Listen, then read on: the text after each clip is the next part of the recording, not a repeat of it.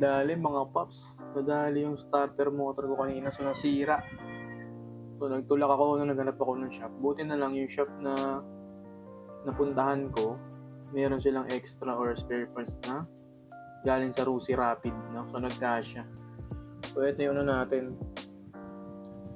Ito yung starter motor natin sa GY6. Yan. Hindi ko lang alam kung anong pwede ipalit dito. Siguro GY6 125. Bibilan natin. No? Ayan, nasira siya. Nag-stock up na yung dito. Siguro napasukan ng langis. Hindi ko sure. Pero nag-stock up na talaga siya. Ayan. Ayan ang umiikot. Tapos pinashort ko rin dun sa may shop. Ayaw na. No? So yung pinalit na lang is pang Rusi Rapid. So wala pa akong 3K odo. Pero 6 months na yung motor ko. Yan, bumigay na. Yung kanyang starter motor. So check nyo rin yun sa inyo, no? Kung maganda, mag-ready na kayo ng replacement o yung okay na brand. Yan, so bumigay agad siya. Yung starter motor natin. Yan, so hanap na kayo ng spare parts nito. Starter motor. Bumigay eh, no? Parang may oil. Parang nagkaroon na lang sa loob.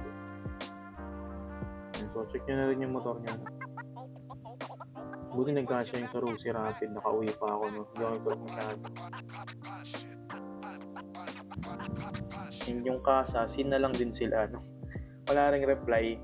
So, hirap.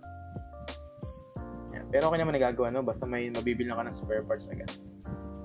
Pinalitan nila ng pang Rusi Rapid. Yan. So, awareness lang din. Kaya ako sinishare to, no? Hindi naman sa nagreklamo ako sa brand. Pero, goods lang din kasi napapalitan naman. So, bumigay agad siya, no? 6 months. Ayan. So, siguro kaya ating ganito, no? Okay lang din, mapapalitan naman. And hindi naman mahirap hanapin, no?